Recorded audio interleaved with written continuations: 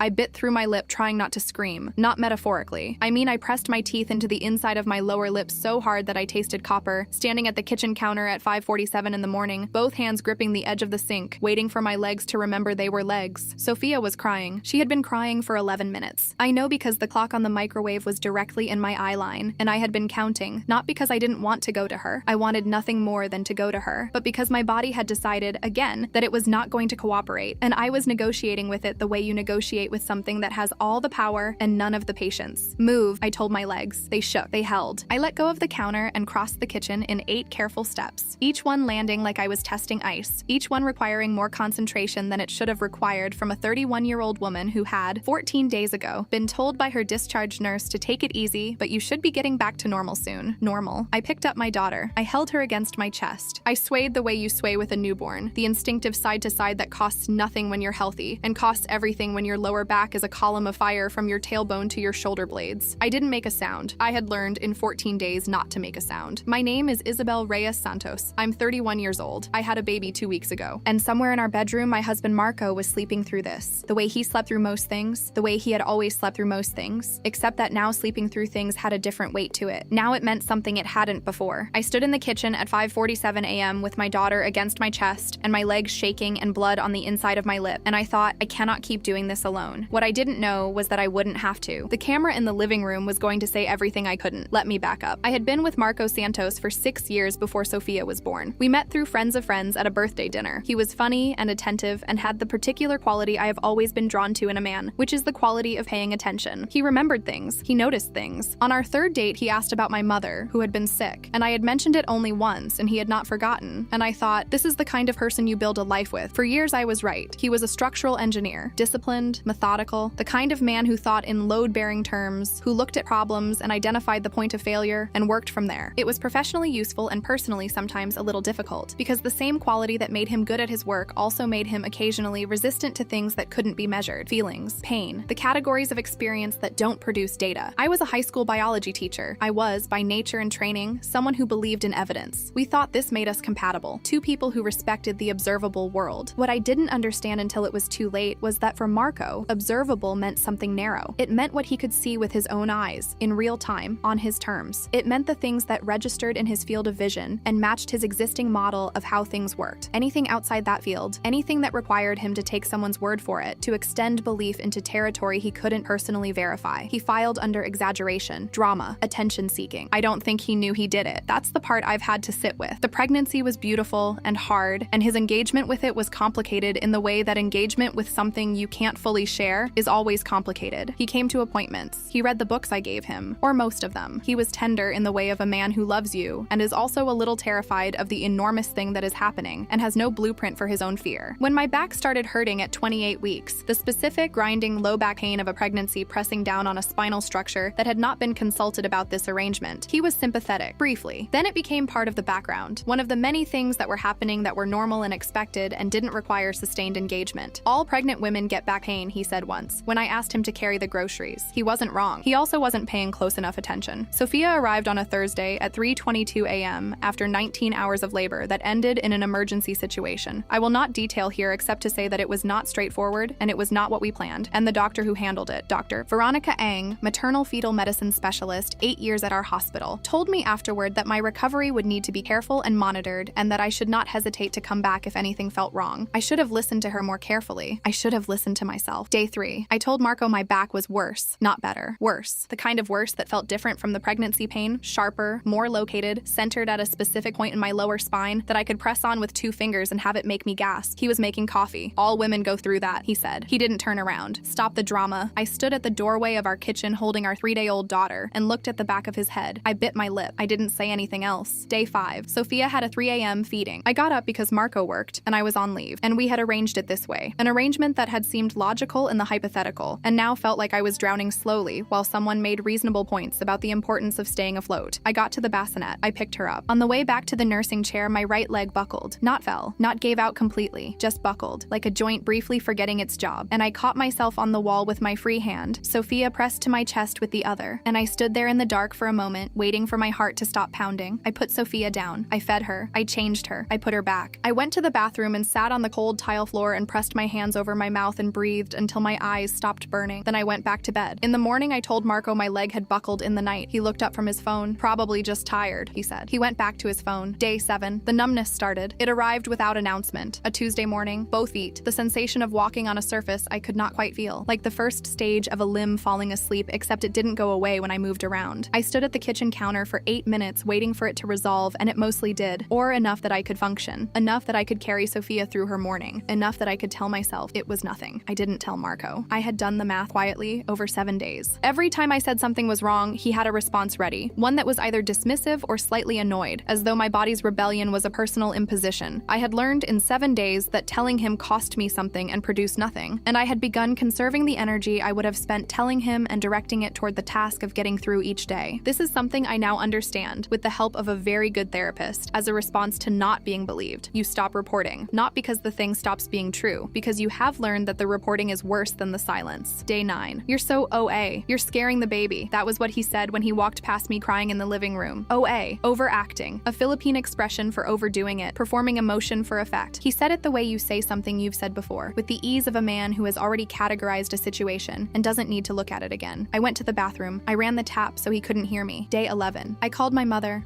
Elena Reyes, retired nurse, 41 years of clinical experience, the woman who had held my hand through 19 hours of labor because Marco had stepped out for air at the relevant moment, listened to everything I told her. She asked specific questions in the way of a former healthcare professional: location, character of the pain, radiation pattern, associated symptoms. When I described the numbness, she went quiet. Isabel, she said, I need you to go to the doctor. Marco thinks I'm overreacting. Another quiet. Isabel. Her voice was controlled in a way that told me it was costing her something. I need you to go to the doctor regardless of what Marco thinks. The numbness in your feet is not normal postpartum recovery. Do you understand me? I'll try, I said. Not try, she said. Go. I hung up and looked at the ceiling and thought about going to the doctor and coming home and Marco's sigh when I told him what they'd found and the thing he would say. The particular inflection of I told you there was nothing wrong that would somehow transform the visit into confirmation that I was, in fact, dramatic. I waited 2 more days. Day 13. I slid off the couch and onto the floor. Not slowly, not by accident, not in a way that could be misread. My legs simply stopped holding me and I went down, and the pain hit at the base of my spine with a specificity that took the breath completely out of me. I sat on the floor with my hand pressed flat against my lower back, and Sophia in her bassinet 2 feet away making the small sounds that meant she was about to need me, and I sat there and I assessed my options and found them limited. Marco was on the couch. He was right there. Baby, I said. My voice came out smaller than I intended. It hurts so much. Please. He didn't turn his head all the way. He looked at me from the corner of his eye. That particular angle, the one that doesn't require interrupting whatever you were doing, the one that communicates that the thing you're doing is more important than what's being asked of you. You just want attention, he said. You're doing it again. I nodded. I sat on the cold floor with my hand on my back and tears running quietly down my face, and I did not say anything else, because I had nothing left that seemed worth the cost of saying it. Sophia made the sounds that meant she needed me. I started crawling. I want to be honest about what crawling to your newborn, because your legs won't hold you, feels like. It feels like the end of something, not dramatically, not with any kind of finality that announces itself. It feels like the quiet closing of a door inside you, the part of you that was still trying, still reaching for the version of this where the person beside you sees you and responds. That part simply and finally going still. I reached Sophia. I lifted her. I hummed through clenched teeth so she couldn't hear the sound that wanted to come out, the sound that had been building for 13 days of not being believed. She settled. I sat on the floor with my back against the bassinet, my daughter in my arms, the electric fan humming in the corner, and I breathed in and out and told myself tomorrow I would call Dr. Ang and make an appointment regardless of what Marco thought and regardless of what he said when I came home, and I would hand her the description of everything that had been happening, and I would let her decide what it was. Tomorrow. Tonight I sat on the floor with my baby and I kept my eyes closed and I breathed. I didn't know Marco couldn't sleep. I didn't know he'd opened his laptop. I didn't know he'd found the camera. I had installed the CCTV camera in the living room 4 months before Sophia was born. A Reolink indoor camera, 1080p, motion activated, storing 30 days of footage to a local hard drive. I installed it because I'd read about the importance of home security with a new baby. I had not thought about it since. I had forgotten it was there. Marco had forgotten it too, until that night when he couldn't sleep and opened his laptop and started clicking through the footage looking for, I don't know what, something to watch, a distraction. He found a Tuesday, 3 days earlier, the day after he had told me I was doing it again. The footage was time-stamped 2:38 a.m. He watched me try to get up from the couch. He watched me grip the cushion, both hands, white-knuckled, in the specific grip of someone exerting full effort at a task that should require none. He watched the effort it cost. He watched me fail. He watched me try again. He watched me shake. He watched me sink back. He watched what happened next, the moment my legs gave completely and I went to the floor, and he watched me pause there for a moment, and then he watched watched me start to crawl. He watched me crawl to our daughter's blanket because my legs had stopped working and she was crying and I was her mother and there was no one else. He watched me kiss her forehead. He watched me hum. And this is the part, he would tell me later, that broke something open in him that he hadn't known was sealed. Because you could see in the footage, if you looked at my face, the specific concentration of someone managing pain in real time, the jaw set, the eyes squeezed, the way a person looks when they are making sounds designed to soothe a baby, while the sounds they're actually feeling are very different. He had been right there. He had been 10 feet away. He had told me I just wanted attention. I didn't hear him come in. I had my eyes closed. Sophia warm and settled against my chest, the fan humming, the particular 3 a.m. quiet of a house that has gone as still as it's going to go. I was breathing through a slow wave of pain, lower back, radiating, the kind that builds and crests and subsides if you stay very still and give it time. I felt a hand on my back, warm, careful, trembling slightly in a way that hands tremble when they belong to a person who is not entirely in control of themselves. I opened my eyes. Marco was on the floor beside me. His face, I had seen Marco cry twice in 6 years. Once at his father's funeral, controlled and brief. Once at the end of a film he claims he was not crying at. I had never seen his face do what it was doing right now, which was the face of a man who has seen something that has rearranged him, who is on the other side of an understanding he cannot unhave, and is not yet sure what to do with himself there. Red eyes, wet cheeks, the particular undone quality of someone who has been confronted with evidence that they were wrong in a way that cost someone they loved something real. Baby, his voice broke on the first syllable. He cleared his throat. He tried again. Does it really hurt that much? I looked at him. I was so tired. Is everything you said, was all of it true? I thought about the blood I'd bitten into my own lip. I thought about the bathroom floor at 3 a.m. with the tap running. I thought about you're so OA and stop the drama and just want attention, and 13 days of carrying a body that was failing while the person who was supposed to be my partner filed it under forms. I'm not pretending, I said. You just didn't want to believe me. He pulled me in. Not carefully, not with the managed tenderness of a person performing an apology. He pulled me in the way you pull someone in when you have understood something terrible about yourself, and the only thing available is proximity, is presence, is the physical fact of being beside the person you failed. Sophia was between us. The fan hummed. The house was quiet in a way it had not been quiet in 13 days. Not the silence of someone enduring alone, but the silence of two people finally in the same place. I cried into his shoulder, not from sadness, or not only from sadness, from the specific bone-deep exhaustion of a person who has been telling the truth for 2 weeks and has just finally been believed. I was so tired of having to be believed. Marco drove me to the hospital himself the next morning. He called Dr. Ang's clinic at 7 a.m. and explained the symptoms: the lower back, the radiating pain, the numbness in the feet, the difficulty standing. And the nurse who took the call told him to come in immediately and to say that it was urgent, which he did, and it was. Dr. Veronica Ang, maternal fetal medicine, 8 years at our hospital and the kind of doctor who conveys urgency without alarming you, reviewed my symptoms and ordered an MRI within the same hour. The MRI was performed by a radiologist named Dr. James Obumseli, board-certified 15 years in diagnostic imaging, who delivered his preliminary findings to Dr. Ang while we were still in the building. Disc herniation, L4-L5, with nerve compression. Dr. Ang sat across from us in her office and explained it in the clear, measured way of someone who wants you to understand exactly what has been happening and also wants you to understand that it is manageable now that it is being addressed. The herniation had likely occurred during labor. It had been aggravated significantly by 14 days of physical activity, lifting, carrying, bending, the full body effort of caring for a newborn, without diagnosis or appropriate management. The nerve compression was the source of the numbness. The radiating pain was the source of the radiating pain. This is real, Dr. Ang said. She said it simply, in the tone of a doctor stating a fact, without looking at Marco. This is a documented injury that requires treatment. She looked at me. I'm sorry you waited this long to come in. I said, so am I. Marco didn't say anything. He sat beside me in Dr. Ang's office with his hands on his knees and his jaw tight in the specific way of a man holding something in that he will say later, privately, when there isn't a doctor in the room to witness it. He referred us to Dr. Rita Castillo, a physiatrist, physical medicine and rehabilitation, 12 years of practice specializing in postpartum spinal complications. A name Dr. Ang wrote on a referral card and handed directly to me. I want you to see her this week, she said. I'll make the appointment today, Marco said. It was the first thing he'd said in 40 minutes. Dr. Rita Castillo had an office with plants in it. I noticed this when we came in because I notice plants the way you notice the small hospitable things that tell you about a person. She had a direct way of asking questions and a complete way of listening to the answers, and she went through my 14 days of symptom history with the methodical attention of someone building an accurate picture. She asked me when the pain started. She asked when I first noticed the numbness. She asked, and this was the question I had not anticipated, whether I had felt that my symptoms were taken seriously. I looked at Marco. Marco looked at the floor. I waited longer than I should have to come in, I said carefully. Dr. Castillo looked at me for a moment, then at Marco, then back to her notes. We're going to start a structured rehabilitation program, she said. 8 weeks minimum. The nerve compression should resolve with treatment and proper rest. And when I say rest, I mean real rest, not the kind of rest that still involves caring for a newborn around the clock. She looked at Marco again. She needs support, Dr. Castillo said. Her voice was even, professional. Not management, support. There's a difference, and I need the people around her to understand the difference. Marco nodded. He nodded like a man who was being told something he already knew and was only now understanding the full cost of having known it and not acted on it. He watched the footage 3 more times. He told me this later, not as confession but as information, the specific, honest accounting of a person trying to show you their interior. He watched it on the night after the hospital and twice the following week. He said each time he watched it, he saw something different. Not different events, but a different version of himself in the space beside the couch. The person who had been 10 feet from what the camera recorded and had called it drama. I don't know how to explain it, he said. We were sitting on the floor. We had both been sitting on the floor a lot lately, in the way you gravitate toward a place where something real happened. Sophia asleep between us. I believed my version. I was so sure. I know, I said. That doesn't make it okay. I know that too. He was quiet for a moment. Why didn't you record yourself? To show me? If you'd shown me, Marco. I looked at him. I shouldn't have had to. He pressed his lips together. No, he said. You shouldn't have. We sat in the quiet. I've been reading, he said, I found some things. About postpartum complications. About spinal injuries from labor. About how often women aren't believed when they report pain. What did you find? That it happens all the time. He said it with the specific flatness of someone encountering a statistic they cannot make comfortable. That it's common. That women are systematically underestimated when they report physical pain. That the people around them call it drama. He looked at Sophia. I didn't know I was doing that, he said. I thought I was being rational. I thought you were. I know what you thought, I said. He looked at me. I'm not forgiving it yet, I said. I want to be clear about that. I love you, and I'm not done being angry about it yet. He nodded slowly. Okay, he said. But I also know you're not a bad person, I said. You're a person who has a blind spot, and the blind spot hurt me, and we need to figure out what to do about that. He looked at his hands. I made an appointment, he said, for myself, with a therapist, next Thursday. I looked at him. I've been thinking about why I didn't believe you, he said, about what that is, where it comes from. I want to understand it before Sophia grows up watching me do it. I sat with that. Sophia made a small sound in her sleep, the particular almost sigh of a baby whose dreams, if they have them, seem to resolve towards something calm. Okay, I said. 8 weeks later, Dr.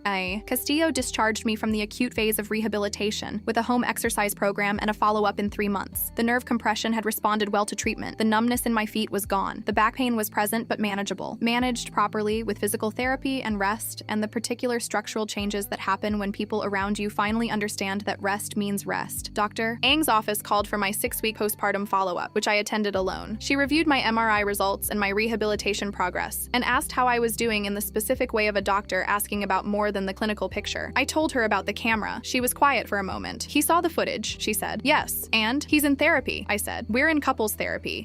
It's a process. She nodded. And you? She said. Are you in therapy? I started last week. I paused. My mother's been here. She's been helping with Sophia. Good. She folded her hands. I want to say something to you, and I want to say it clearly. She looked at me directly. What you experienced, the dismissal, the pattern of not being believed, that is not a small thing. It has a name in clinical literature. It has documented effects. What you carried for those 14 days, and what you had apparently been carrying longer than that in subtler ways, that's real. And it deserves attention, the same way the herniation deserved attention. I looked at her. Don't let the camera be the only thing that gets treated, she said. I drove home. Marco was in the kitchen. Sophia was in the bouncer on the counter, her current favorite position, watching him make dinner with the wide-eyed gravity of a baby cataloging the world. He was talking to her, narrating what he was doing, the way you narrate to a baby who understands nothing and everything, the way you practice being someone's parent by showing them who you are. He looked up when I came in. How did it go? Good, I said. She said I'm recovering well. He nodded. Something moved through his face. Not relief, exactly. More like the acknowledgement of something he carries now, the awareness of what 14 days without a diagnosis could have cost. Your mom called, he said. She wants to know if we're coming for the holidays. What did you tell her? I said I'd ask you. He turned back to the stove, and that we'd let her know. I stood in the kitchen doorway and looked at my family. My daughter watching her father cook, my husband who had failed me in a specific way and was doing the work of understanding why, the kitchen I had gripped the counter of in the dark at 5:47 a.m., waiting for my legs to cooperate. Tell her yes, I said. I picked up Sophia. She grabbed my finger with both her hands and held on with the particular full-body commitment of a newborn who has found something and is not letting go. Hi, I said. She looked at me with her enormous, serious eyes. She had my mother's forehead and Marco's stubbornness and something behind both of those that was entirely her own. Some quality of attention, some way of being present that I couldn't name yet but recognized already as a thing she was going to grow into, a thing she was already practicing. I held her against my chest and stood straight, both legs holding. The camera watched us from the corner. I had forgotten it was there again. That was okay. It had already done what it needed to do.